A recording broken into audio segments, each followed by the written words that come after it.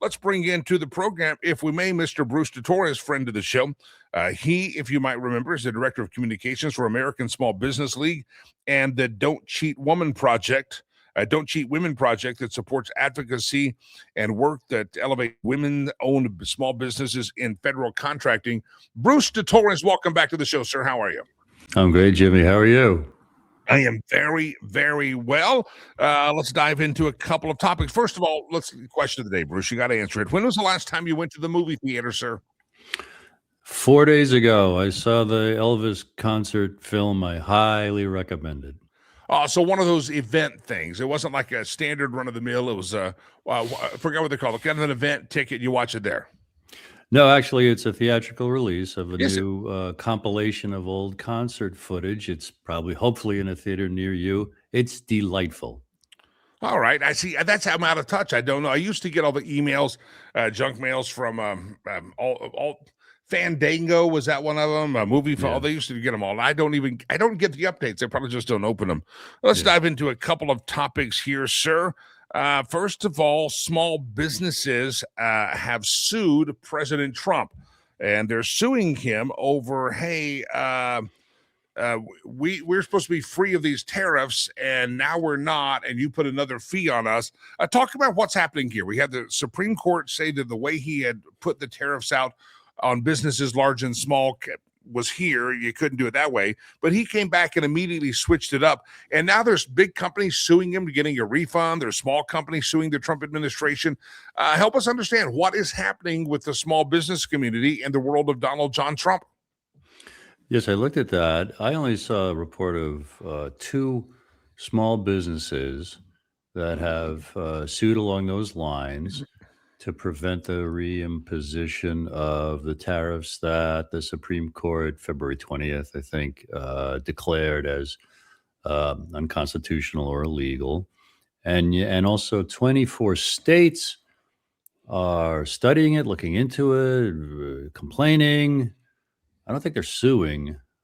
So there's continuing, Jimmy, debate about just the legality and the constitutionality of how President Trump has issued these under emergency authorization, okay, which raises a whole wonderful big debate people can have about, does any president use emergency powers a little too much?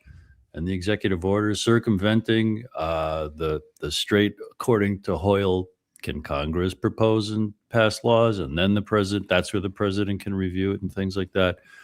But at the bottom line, from small business perspective, Jimmy, is the concern of many, many, many small businesses about the cost of doing business, and especially the parts and pieces or whole items that they then resell that we must get from overseas, and how much those cost because of tariffs. I was complaining yesterday on the program that so much of our business news media, Fox, CNBC, they focus very much on the micro. They're focusing, look, at 1 o'clock in the afternoon, oil is at 115.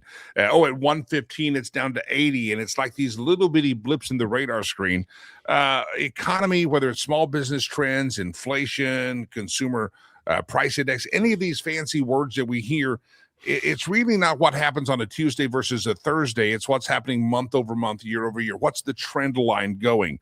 If you listen to the media, we established there's already just always a narrative. It's either they hate Trump, they love Trump, they're blinded by affections for Trump, or they're blinded by hatred for Trump. And everything has this narrative.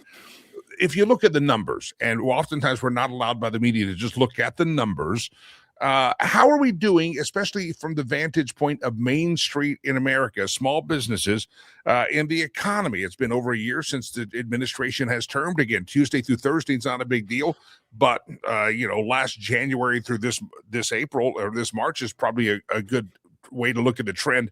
Where do you see we are at as far as Americans, consumers, small businesses, headed in the right direction, or we've stagnated? I think stagnated. And around that, we can talk about the high cost of living. We can talk about so many Americans, 67%, 74%, living paycheck to paycheck. And the jobs that we lost last month, unfortunately, a dip of 92,000 jobs, and totally not in a good direction. Even all of 2025, America typically creates a million point five jobs every year. In 2025, Jimmy, I think America created less than 600,000 jobs. And yet, the big businesses, the Fortune 500, although they're traded on Wall Street, the stock market's rising, and it seems to be fueled by all the investment and government support for the investment into AI and the data centers. And small businesses are really left on their own. That's the bottom line. That's how we see things. That for any talk the federal government says of how they're helping small businesses, it's cover. It's a nice story, but really, the federal government serves the 0.1% of businesses that are big businesses. I was thinking of this the other day, driving down the road. I guess I had nothing better to think about. And I started thinking about this jobs report that I heard that I guess on the upside of the jobs that had been created, or we used to pad the numbers by creating government jobs, which is kind of dangerous because it's costing me to create that job, and that's not helping Main Street. So the government job situation is much more tame under Donald Trump. However, and so you want to celebrate that and say, look, we're not padding the government. We're shrinking the size of the government. That's fine. But you just mentioned this. There's a lot of money, a lot of incentives that are going to, we've got to win the war on AI. We can't let China get ahead of AI. And there's incentives and government involvement, maybe not creating government jobs, but making me pay for all these big tech companies to develop their AI so that we can beat China. Do you see it the same way? We can put lipstick on a pig, but the government is still playing for the big companies here. And Main Street, I'm still paying for it, whether it's a government worker, pencil pushing in a bureaucracy, or whether it's a tech firm in California.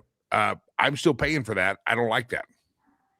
Yes. And, folks who love you and love your show and love these kind of conversations, I believe are very concerned about what the government is doing that does not serve we the people. And we accuse the federal government of mostly working for the richest of the rich, those corporations and those banking institutions. My biggest concern about AI, Jimmy, is what people like Catherine Austin Fitts at Solari.com, Solari.com, what she's been warning us for a long, long time, is it facilitates many other things surrounding Donald Trump, the tech oligarchs and billionaires, all their technology, hand in hand with our intelligence agencies, Jimmy, that have created this almost incomprehensibly huge and invasive surveillance capability. It almost couldn't get worse, but she warns, oh no, it could get much, much worse. The split second they, in quotes, implode the economy by natural disaster, by a false flag attack, by a war that gets out of control, and we have to replace the dollar, we'll be told we must replace the dollar with digital programmable currency. And all the unemployed, who will only increase with the deployment of AI, we will feel like we have no choice. And that will be a digital prison. We will be functioning in an outdoor prison where everything we do is tracked, traced, and monitored, but our purchasing ability will be programmable. Oh, you're late on your car insurance? Well, we're capping your food budget. We're capping the radius out of which your car can drive. There are white papers, there are revelations for years, Jimmy, indicating this is not conspiracy theory. This is what's in the works, and unfortunately surrounding Donald Trump and the people that he is aligned with, shoulder to shoulder with, these tech oligarchical billionaires. These might be the good old days. Maybe we haven't seen anything yet. Yeah, I've always said that, and I've thought about a Tesla recently, but then I'm like, I don't know. I don't want the government to say, you know what, Brother Lakey, you said something the other day that we didn't really appreciate, so let's just send a little signal out to your car, and it's not going to work. You have 3 days of time out. I don't like that. So That's an right, and that's an extrapolation of what we saw done in the name of COVID and protecting us from mis and disinformation. Yes, they've pulled back, they've lightened the reins, they've trying to let us heal from that. But the cancelization, deplatforming, shadow banning, demonization that was done in the name of COVID is all road testing. What will the people put up with? The most egregious point is what happened in Canada. The Canadians who gave money to support the truckers who were protesting the draconian response to COVID, they were investigated digitally. They had their bank accounts compromised, blocked for a certain period of time. It's literally unbelievable what we face, and all governments eventually abuse their power. And that's why shows like this are invaluable to have these kind of conversations. Yeah, I'm amazed that it's really convenient. I travel a lot, and it's convenient. Somehow, I don't think every airport has it because I travel out and then I travel back. But Denver has it. It's something called touchless TSA.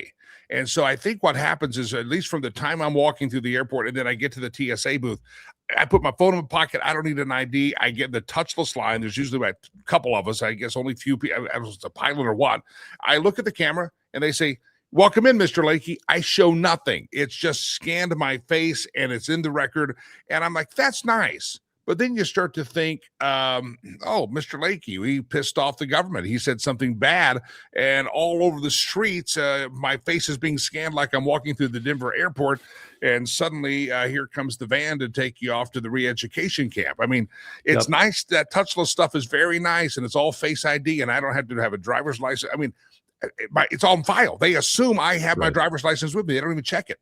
And they're going to sell that technology as beneficial to us. Like, oh, just walking block to block to block down your street, your phone is going to tell the different stores around you that you're nearby. And as you look at your phone, you're going to see ads for the store on the next block, the next block, the next block. But you have to remember the movie Minority Report. And that kind of tracing by your face, we have to remember that one of the first things the government in Germany did in the 1930s to track and trace the people they didn't like was put a tattoo on their arm of their serial number. It's the exact, think of farms tagging each of their cattle. That's how they think of us and how they're treating us. And this will only accelerate, unfortunately, unless more of us say, no, thanks. Yeah. I hate to break the news. I don't show my ID at the airport if I go through the touchless line. There's no, everybody, you got to have a real ID. No, you don't. You just got to have your facial scan, and that's what I get. And by the time I get there, I stand there for 5 seconds. Hello, Mr. Lakey, welcome back. And I'm like, oh, that's just so creepy. And everybody better pay attention. Let me switch a little bit back here. What do we need to do to make sure small businesses in America, you're the Small Business League, and you want people to buy here, build here, do what they can as a small business. And the American Small Business League stands up for small businesses. As the average person listening to our conversation, Bruce de Torres, what should we be doing as individuals to make sure we're doing all we can as individuals to support the small businesses of America? It's to know thyself. The classic advice at the Temple of Apollo, the Oracle of Delphi. The United States of America is nothing but a small business nation.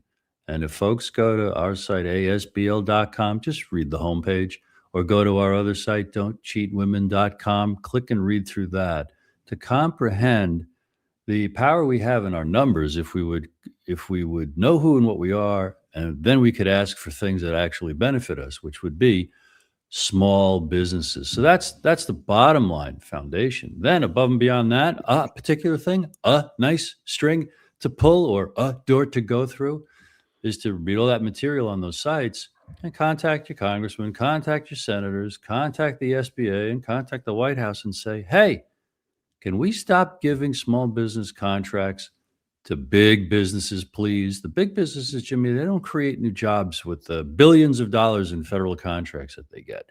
Whereas if legitimate small businesses got the contracts that they're supposed to and that we're told that they get, but they don't, they would create a couple extra million new jobs every year. The whole economy would rise.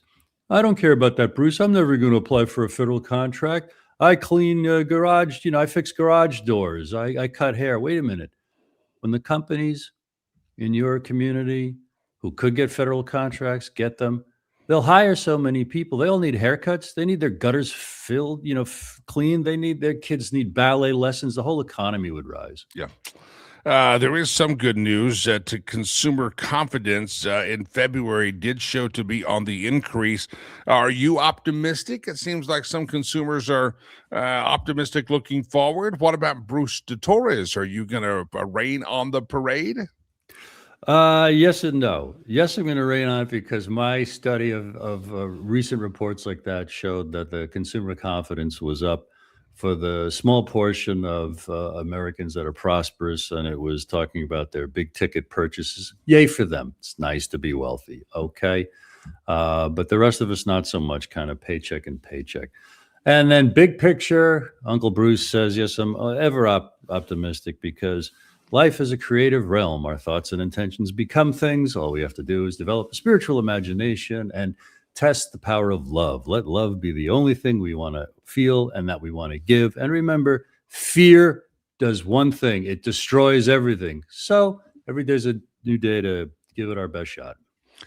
Bruce Torres, the American Small Business League, or Don't Cheat Women, both have websites, ASBL.com or Don'tCheatWomen.com. Two websites, very active, and for ways for people to get more information. Did I say it right? You did, my friend. You're the best. I appreciate you, Bruce Torres, ASBL.com or Don'tCheatWomen.com. Bruce Torres, spokesperson for that great organization, and always appreciate Bruce coming on the screen.